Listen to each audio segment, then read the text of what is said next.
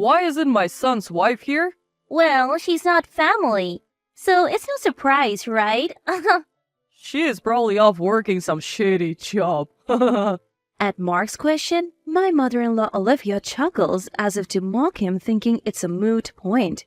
Following suit, Mark's son Johnson adds another comment and laughs gleefully. Surprised, Mark's eyes widen at the scene. Olivia explains to Mark the reason I'm not there, all while grinning. Hearing this, Mark's anger reaches its boiling point and a loud slap resonates through the hall. Mom! What are you doing? Olivia and Johnson have lost it. Mark shouts, filling the funeral home with his voice. I am Mia, a 40-year-old housewife married to Johnson for 15 years. Our marriage was happy in the beginning, but for the past few years, laughter has been scarce. The first 10 years were pure bliss. Olivia and I got along and my relationship with Johnson was good. But when I turned 35, tragedy struck. You have esophermia. Upon hearing the doctor's words, Johnson and I were speechless. 10 years of marriage and no children? Naturally, we were getting anxious. Was I the infertile one? So gathering courage, I convinced Johnson, and we both went to an infertility clinic. To our surprise, the issue was male infertility. We were too shocked to react. We discussed infertility treatment and future steps with the doctor, but realized that due to costs, my age, and potential risks, it may not be safe. Still, we had to decide whether to proceed with treatment.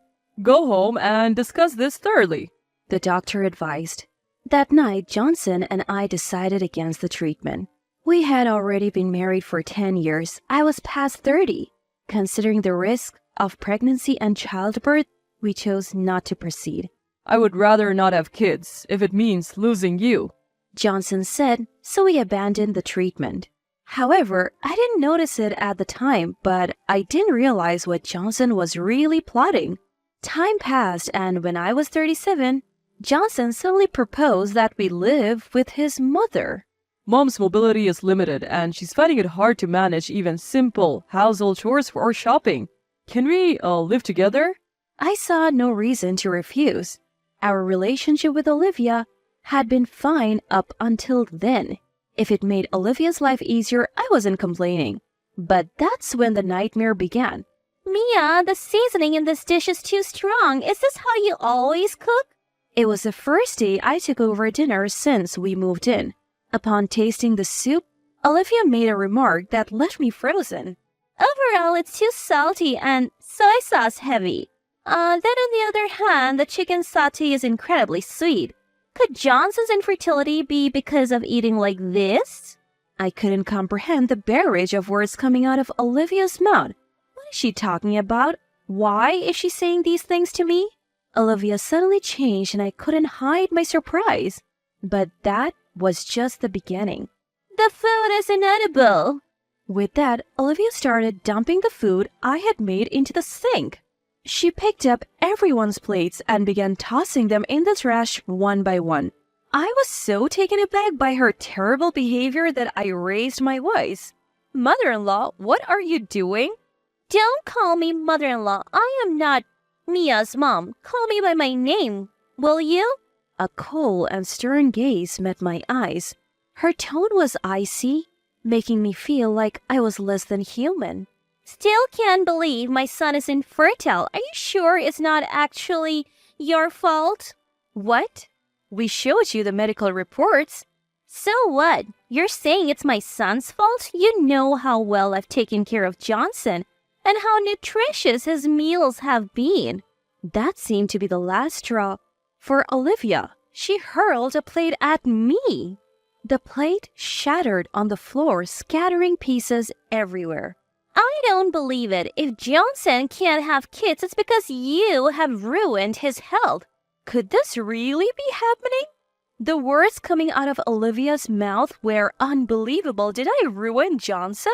Was it my fault Johnson was unhealthy? Tears welled up in my eyes as I considered this. If you're going to cry and regret it, Then take responsibility and look after our family. You ruined Johnson's life. So the least you can do is make up for it. Olivia sneered as she said this, then started cooking without cleaning up the mess. All the while, she kept complaining about her sore feet treating me like a servant.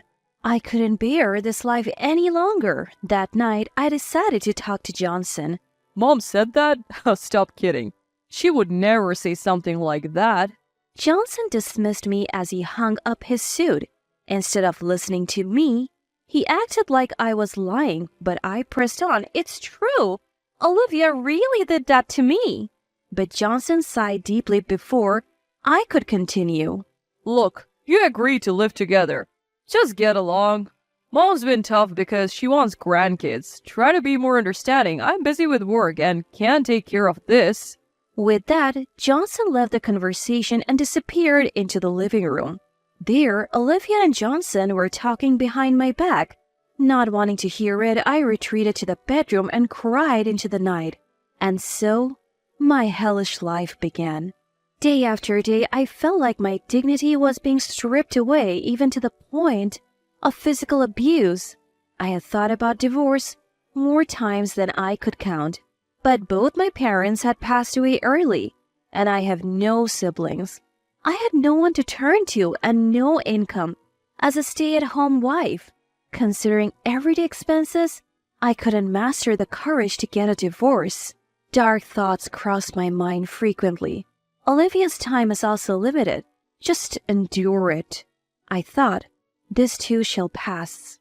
So I gritted my teeth and went on with my life. Then something happened.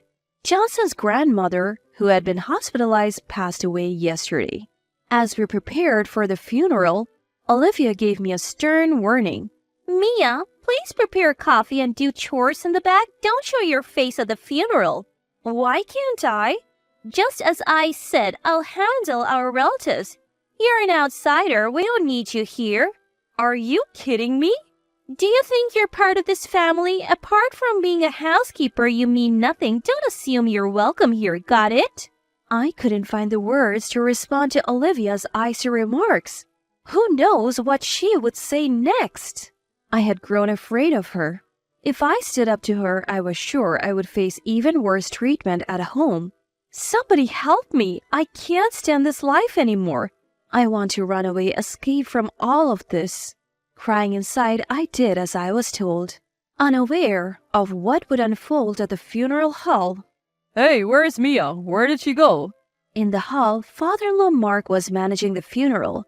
Mark usually volunteers and is rarely home. Today, he made it back for his mother's funeral. I had barely talked to Mark because he leaves for work as soon as he returns home, but whenever he saw me, he always smiled and expressed his gratitude.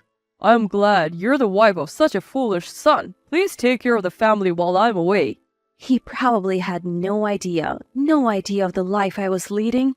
That's why Mark's smile was my only comfort. His kindness was a reminder that not everyone was against me. Where's Mia? Maybe she's around somewhere. Olivia responded dismissively. Why isn't my son's wife here? She's not family, so obviously she's not here.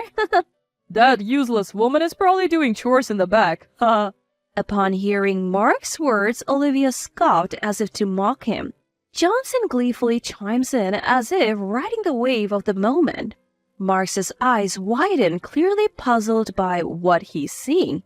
Olivia and Johnson, what are you even saying?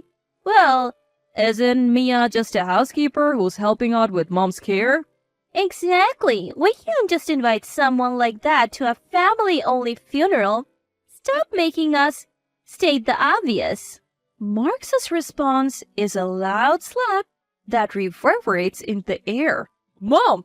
What the hell are you doing? Olivia and Johnson have lost it. Mark shouts, his voice echoing through the funeral hall. You think you would be where you are without whose help? I heard Mark's voice even while I was doing some chores in the back, making me jolt as I was washing a teacup. Did I just hear Mark? I contemplate going to the hall, but the words Mia said earlier make me hesitate. I don't want to get yelled at. Suddenly, the door bursts open. Startled, I let out a small shriek. An anxious staff member walks in. You're part of the family, right? Could you please help us settle a problem? What's going on? I don't know. Just come to the hall. Apparently, there is no time to explain, so I am hastily escorted to the hall. As soon as we arrive, I see a few male relatives holding Mark back. Mark, what happened? Mia, why didn't you speak up? I rush over to Mark, who shakes off the men and grasps my shoulder. His grip is so strong that my body instinctively flinches. My body flinched, and before I knew it, I started trembling from fear. Mark, noticing my tremble, loosens his grip and looks at me with concern. Upon closer look, Mia, why do you look like that? Has Olivia and Johnson done something to you? Mark? Mark looks at me with concern, not the anger I had anticipated. I also look up in surprise, and his warm gaze makes my tense body relax a bit. I'm sorry, Mia. I had no idea what you were going through when I was not at home. Still not fully understanding the situation, Mark bows deeply to me. I panic at the sudden turn of events and tell him to look up. Emma, a relative who saw this, speaks with concern. Mia, has Olivia and Johnson been bullying you all this time? How did you know? They just admitted it. They said they have been making you do chores. When I looked at Olivia, she was crouching on the ground holding her cheek. Johnson stood next to her looking concerned. So what happened? I was asking Olivia and Johnson why I didn't see you at the funeral. Then they started mocking you, calling you just a housekeeper. And then Mark got so mad that he slapped Olivia. I was surprised by Emma's awkward smile and turned my gaze towards Olivia's cheek. Her cheek was slightly red from the slap, and she was covering it with one hand to hide the redness and pain.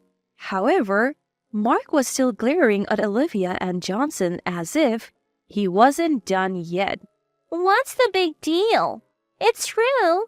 She came here to take care of me and she can't even handle the household chores. She's nothing but a nuisance. How can I call someone like that family? What do you mean, not family? What nuisance are you talking about? What has Mia ever done? Well, that's... She can't even cook properly, and she moved in to take care of Mom but causes her nothing but trouble. Johnson cut in, unable to watch anymore. However, that just made Mark even angrier. Johnson, has Olivia's cooking ever been good? How bad do you think it is? Mark's unexpected words froze the atmosphere. He continued, The food is terrible, the ironing is poor, and the cleaning is sloppy. The only thing I'm grateful for is that she gave birth to and raised Johnson. There is nothing else. Mark's explosive words wouldn't stop, as if he was venting decades of frustration. Mia's cooking was always so delicious. Johnson, you've been raised by Olivia, so of course, you have no taste. The public lecture unfolded in front of all the relatives. Olivia's face turned redder and redder with shock and humiliation. Johnson also blushed from shame and embarrassment, hiding behind Olivia. That our home is still standing is proof enough that Mia is doing a great job. Can you even be grateful for someone who can't have children? Well, it might not even be my fault. With that, Mark swung his fist down onto Johnson's head with full force. What are you doing? I never thought I would seriously swing a fist at someone at this age. Good thing I'm not 10 years younger. I would have cracked your skull. Saying that, Mark shook his fist as if to lessen the pain. The medical results are out. What nonsensical things are you saying? Well, maybe we can't trust that doctor. So, you want to get a second opinion? If the results are the same, how are Olivia and Johnson planning to take responsibility? As Mark screamed these words, Olivia looked too timid to retort. Johnson's wife is truly a good person. She has always been considerate since she came here. Even our grandmother appreciated her concern for her bad leg. Emma's kind words brought tears to my eyes. For the first time in my life where it seemed no one would ever help, a glimmer of light appeared. Then Mark took a deep breath to calm himself and spoke. I'm quitting my volunteer job and coming back home. I can't leave it to Olivia and Johnson anymore. I won't allow any more harm to come to Mia. Understood? With those stern words from Mark, Olivia and Johnson nervously replied, settling the tense atmosphere. After that, Mark quit his job and started staying at home. Don't worry about taking care of Olivia. I've got this. Use this time to focus on yourself. He reassured me, and since then, I have been able to have some me time, and my stress levels have dropped. Johnson seems to be scared of Mark, but he's become really kind to me too. Still, I can't help but worry about what would happen if Mark were no longer here. But it seems Mark had already thought of that, saying, If anything happens to me, you can count on our relative Emma. And Emma told me, you can rely on me anytime, giving me the comfort of knowing I'm not alone, and I started to find my smile again.